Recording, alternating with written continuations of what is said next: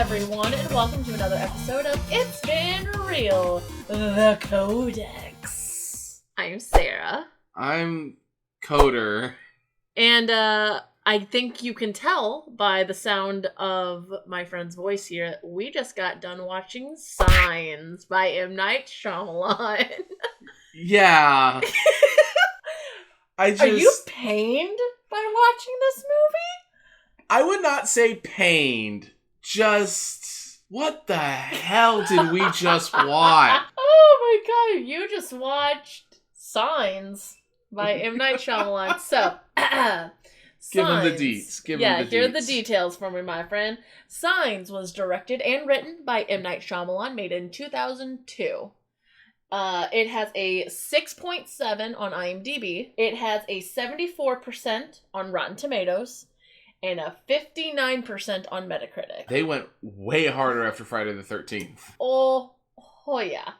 So, it stars Mel Gibson, Joaquin Phoenix, Rory Cullen, and Abigail Breslin. What did you think? Because, like you were on a roller coaster of emotions as we watched this movie. Yeah, so I kept going from, oh my gosh, this movie is really kind of good, and then the characters started talking.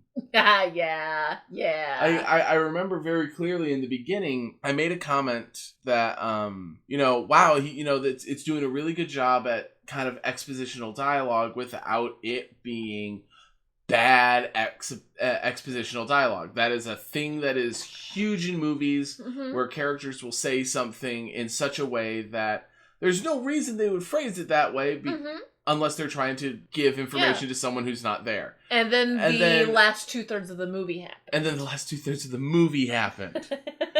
And I just kept sitting there thinking, it's like, why are they talking like this? Yeah. The word choices are good if this was maybe a book or some form of poetic expression. Yeah, but like normal people don't talk that way. Especially children. Like, I had no problem with the little girl, Bo. Abigail, yeah. Bo.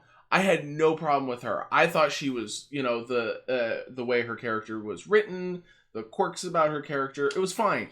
Child characters is sometimes hard. I thought it was fine. Are you sure you want to stick with that opinion? I'm gonna say it was fine. I'm not saying it was good. I'm saying it was fine. But it was Rory's character.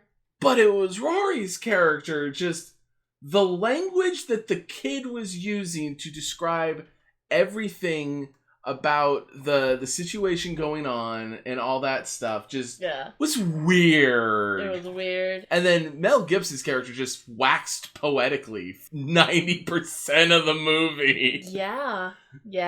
Like, so the title of the movie Signs, it was like a double meaning of like signs like aliens, but also like signs of God. Yeah. No, I get that. As if the whole movie didn't just ram that down your throat. Oh, it was not subtle. The movie wasn't subtle. So I found out. So I looked up some trivia for this. So apparently Signs was not the first title for the movie.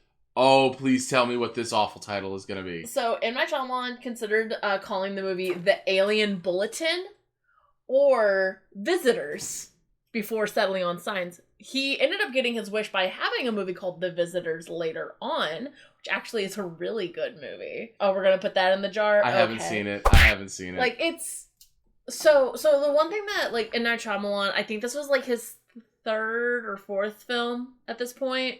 I think I can double check with Barry about it, but I think this is, like, his third or fourth film. And, like, he always has the whole third act twist that puts everything in perspective and makes you want to rewatch the movie right after finishing watching the movie. Where to even begin to unpack the fuckery that was this movie? Like, I remember telling you in the last episode that I'm like, this is one of the movies that didn't disappoint me as much. And then we rewatched it and I went, oh, I don't remember shit about this movie. This was mind-numbing to me. Okay, I am not going to hate on this movie. Okay. I'm not.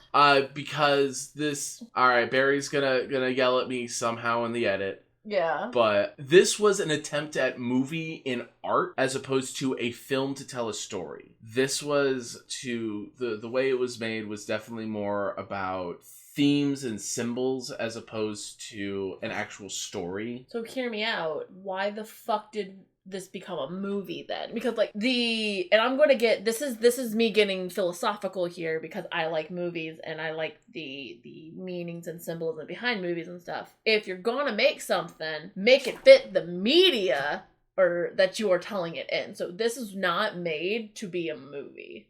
Or like at least not this long of a movie. Make it a short or something. Or yeah, no, there was a lot of weird stuff. Yeah. But the one thing I remember saying this while we were watching it, M.Night Shyamalan accidentally made a suspense comedy. Yeah. The scene that did it for me was right after Mel Gibson's character goes to M. Night Shyamalan's character's house. Yeah. Because, I mean, Alfred Hitchcock put himself just as small cameos, but M. Night needs to have a full character. So, it was right after Mel Gibson gets back from that scene, which, that was a cool scene. That was a very cool scene, him trying to see the alien, the alien surprising him, and him, you know, just in... cutting off the fingers. Fear, cutting off those fingers. Yeah. And then he gets I remember that. And then he gets back to his house. You see him walk in, and then the camera just kind of like moves and shifts focus. And his kids and his brother are on the couch with tinfoil hats. And just the hard cut between those two emotions just made me laugh. Yeah. No, I remember... I remember, like, that whole 10-minute sequence. Like, I remember, like, and, like, him, like, talking in the truck and him, like, talking about all this stuff and that. And then, like, he drives away and you just, like, turn to me and you're like, what? Oh, no. The fuck? Yeah, the whole way. So, M. Night Shyamalan's character, what was it, Ray? Yeah. Yeah. Ray was the guy that accidentally killed Mel Gibson's wife. Spoiler alert! Woo! Spoiler alert! Woo! And they meet up at his house because Ray calls Mel Gibson, and then hangs up. He was meaning to call him for 6 months. You know, after he killed his wife. His wife, and then he goes on this long soliloquy about how if it had been 10 minutes earlier, if I had fallen asleep 10 minutes earlier, I would have wound up in a ditch and with a headache. Yeah, but it was just meant to be. It was within those 10 to 15 seconds that she was in front of me in the road that I fell asleep.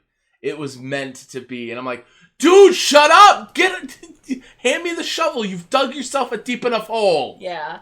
Like, we don't see Ray after that, like, little soliloquy. You don't see him after. You don't see him before, aside from the one scene where they're at the pizza place. This was another funny thing is they're at the pizza place. They're in Pennsylvania. We have seen nothing but Caucasian characters. Yeah. And it's the one Indian guy. The one Indian guy, and the whole family is staring at him like, is that him? And I'm like, oh, Mel Gibson, who? Not a character you want. And this was before the drunken rant. But still does not age well. Still does not age well. Still does not age well at all. There's just so many different fucking things here. M. Night Shyamalan cites The Birds, Night of the Living Dead, and Invasion of the Body Snatchers as the influence for this film. I do not see Invasion of the Body Snatchers at all. Like, I don't see inspiration from any of these fucking movies. So The Birds is a Hitchcock film. So I've seen The Birds. So tension, suspense, that kind of thing. But like The Birds is basically like the birds attack and you know to be afraid of the birds from the very get-go kind of thing. Yeah. And you see the birds. I think it's like The Birds for like just the tension, but at the same time like there's no inspiration. It was a different tension. The Night of the Living Dead is a zombie film. I'm trying to remember which one is the Night of the Living Dead, but I think Night of the Living Dead, like, I still don't see any inspiration to be drawn from any of the Romero zombie films. And then the Invasion of the Body Snatchers, what? That just meant that you couldn't trust the people around you, but like... There was none of that in here. Yeah, there was none of that. Like, there was an outside force that you didn't trust, but, like, we knew not to trust them from the beginning. Like, the Invasion of the Body Snatchers, and I can't wait for you to fucking watch that one if you've never seen it. I have not. We are going to watch the Kiefer Sutherland version, because Not the original? Fuck. No. The Kiefer Sutherland version, I think, is so much better. Just for the fact that you get his, like, he makes a face in it that just makes me giggle every time. We might have to watch the original. Oh, the original is supposed to be really good. Okay, well, we'll watch both of them. Yeah. But no, like, I agree with you. I do not see any of those inspirations. Yeah. I mean, the only one on that list that I have seen is The Birds. Yeah. And The Birds, again, as you said, the tension in The Birds is very different. Yeah. This throughout the whole movie until the third act, it was very much so we don't know what they're gonna do. Whereas in The Birds, you fucking knew what they were gonna do. They were coming to kill you. Like, it's a different tension. Yeah, it really is a different tension, and yeah, it's one of those movies. Like, the more that we talk about, the more I'm like, but it's like, what the fuck? It's like, what the actual fuck with this movie? I found out that M.Night Shyamalan, like, brings a lot of his own personal shit into this movie. Like, the pictures that were in the book, the Alien book, were all drawn by his daughter. Okay, that's cute. The stories that they tell about Bo and Rory's character, I forgot what the fucking kid's name was. I have no idea. The stories about their births were actually, like, stories about M. Night Shyamalan's kids. Okay. So, yeah. And then I found out that, like, so talking back to the scene where them in their car and he's talking about, like, killing his fucking wife. That happened apparently a day after someone in his family died, right? So he's bringing, like, all this raw fucking emotion in on this, and you're like, what the fuck? Right? And then I found out that M. Night Shyamalan didn't tell anyone that he was going to be doing a cameo in the movie until, the day of shooting. So that filming in the pizza scene, that was the kid's going, is that him? Is that the director? Yeah, kids, don't acknowledge him. Don't fucking acknowledge him. Don't look him in the eye, he will steal your soul. Yeah. I found out some other cool stuff about this. So apparently, like, Mel Gibson actually wasn't the first pick for this movie. Okay. Actually, the dad was Hang on. I'm going to try and recast this. So it's 2002. Yes. I would go Dennis Quaid. You are so far. Oh, no. What? So they were going to make him older. Oh. So, Paul Newman and Clint Eastwood were both... Clint Eastwood?!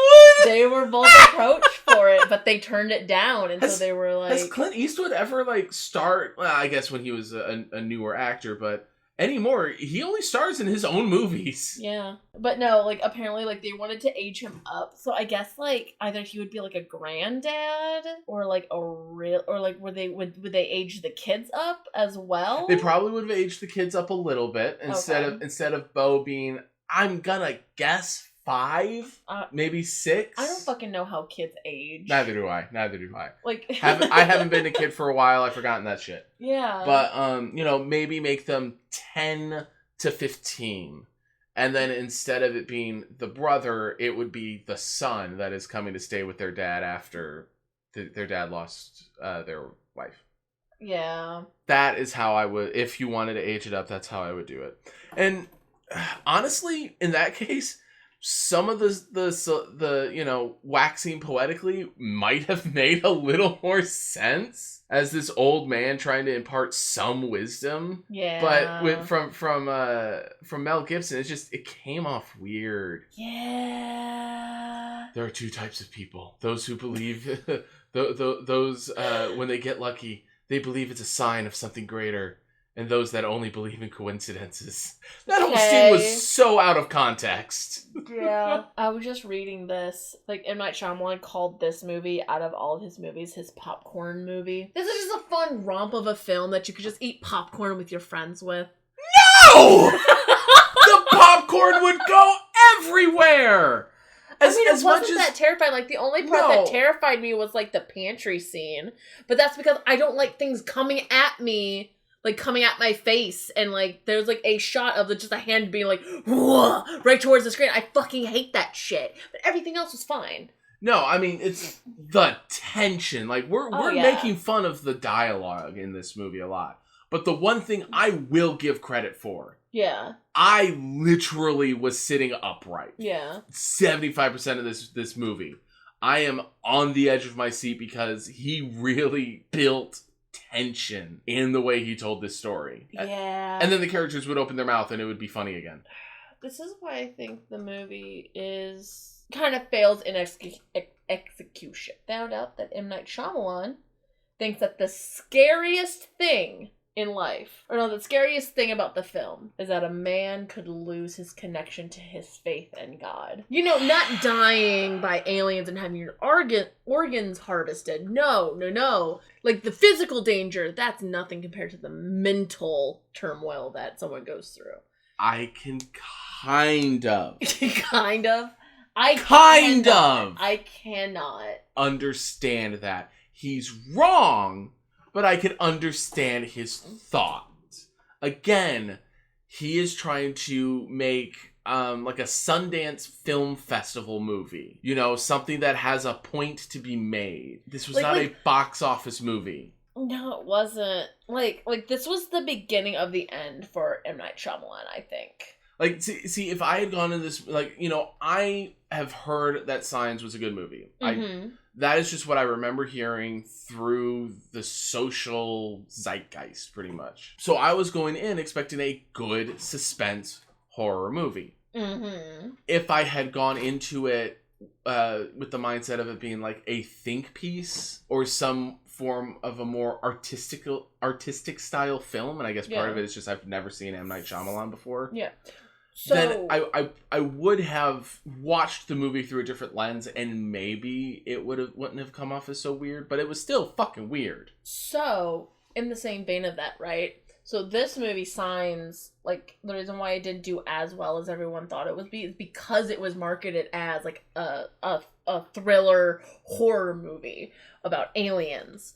The same thing, like, the same bullshit that the marketing team went through with Signs they did with The Village, whereas The Village is also marketed as a horror movie about monsters and shit. It's actually a love story, and so people went into it being like, yeah, we're gonna get fucking terrified, it's gonna be like monsters and shit, and then they're like, what the fuck, why do we care if Joaquin Phoenix gets with this like redheaded chick? And so Signs was basically like the same thing. Like, they're like, yeah, it's gonna be about aliens, and like we're gonna kick some ass with aliens and have thrilling like scenes and shit, and then it's just like retrospect on like, do you believe in God? Would you like to know more about our Lord and Savior? Jesus Christ. That was the plot twist of Signs.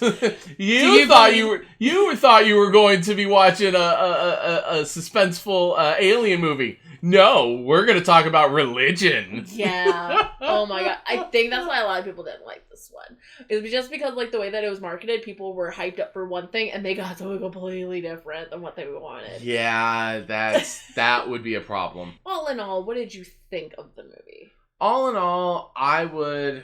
You know, I keep going back and forth between, do I think it's a good movie or is it a bad movie? At the end of the day, I did enjoy it.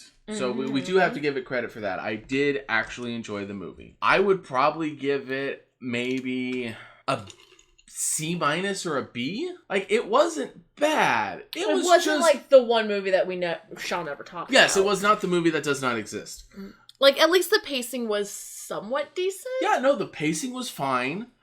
At times. The suspense was great. It just kind of fell apart with some of the dialogue. It was trying to be two different movies. Yeah. God, that movie was so bad. So I have picked Another 5. So what do you want? 1 through 5. Which one do you want? Let's go 1. 1. Oh. Barry might actually want to sit down on this one with us. We might get a Barry? We might get a Barry in on this, because we're going to be fucking watching RoboCop next time. Oh, hang on. I'm getting Barry. Tell Barry what we're watching. Hey, babe. I've been summoned. Babe, are you ready for this, babe? Sure. Because I think you're going to watch this with us. Okay. We're gonna watch some RoboCop. Just so happy. I can't. I mean, I know. It's. I'm just so ecstatic right now, guys. The range of emotions. You can't see it in his voice, but you can see it in the twinkle in his eye. Dead twinkle in my eye. The dead twinkle. I am looking so forward to the social commentary of this. Yay! Once again, I've been buried. It's been very nice to have you. Hate you both. Love of my life, everyone. All right, so RoboCop came out in 1987. It is a sci-fi action flick. It stars Peter Weller, Nancy Allen, Kirkwood Smith, and Miguel Ferrer. I know no one in that list. Nope, none of them. I know kind of like the guy who plays RoboCop, and everyone else I'm just like, who are you? Honestly, Very 80s. It's really sad. I really don't know anything about RoboCop aside from, he is a police officer that has been augmented with like armor and stuff and robotized. That's it. That's all I know. I do not know what RoboCop is RoboCoping about. Like it's in a violent near-apocalyptic Detroit, evil corporation Omni Consumer Products wins a contract from the city government to privatize the police force. To test their crime-eradicating cyborgs, the company leads street cop Alex Murphy into an armed confrontation with crime lord Bodrick. Oh, no. Bodicker. Bodicker. I am not making that up. It's Bodicker. So they can use his body to support their untested RoboCop prototype. But when RoboCop learns of the company's nefarious plans, he turns on his masters. It is a modern day Frankenstein. I just want a scene of RoboCop robo-punching someone saying, "Stop resisting." Oh god, I really hope that's not. And like the thing is that it was remade just recently with the guy who plays Rick Flag from the Suicide Squad. Oh, and it was bad. Oh. So I'm really hoping that the original is better. I have actually never seen the original, so I'll be going into it fresh-faced like you. Okay. See, RoboCop kind of sits there alongside like the original Terminator. Yeah. As, gonna call it like cheesy sci-fi. Yeah. Barry might, throw a block of cheese over my face for that one, but cheesy sci-fi. Yeah. So I expect this is gonna be good. God, I fucking hope so. God, I really hope. I cannot watch another sci-fi film and be bored shitless. I think that will conclude our mind-numbing review of Signs. Yeah. So, where can they find us? I am on Twitter at Stoner Midnight. Yes. And you can find me on Twitter as well, at Scriptworthy. We just talk about random shit on there. Yeah, just, as my bio says, sometimes I say funny things. Yeah, sometimes I just say random things that just happen to make people chuckle from time to time. Don't forget to like and subscribe for more content from us. Engage with us in the comments below. Tell us why we are wrong for hating Signs. Yes, trash our views on Signs and we will respond. Oh, no, we will not respond. Let's be real here. I will respond. Get into fights in the comments about, of course, about all the things M. Night Shyamalan. And then don't forget to subscribe and ring the bell notification so that you'll know when we post next. So with that, guys, it's been real. Bye. Bye.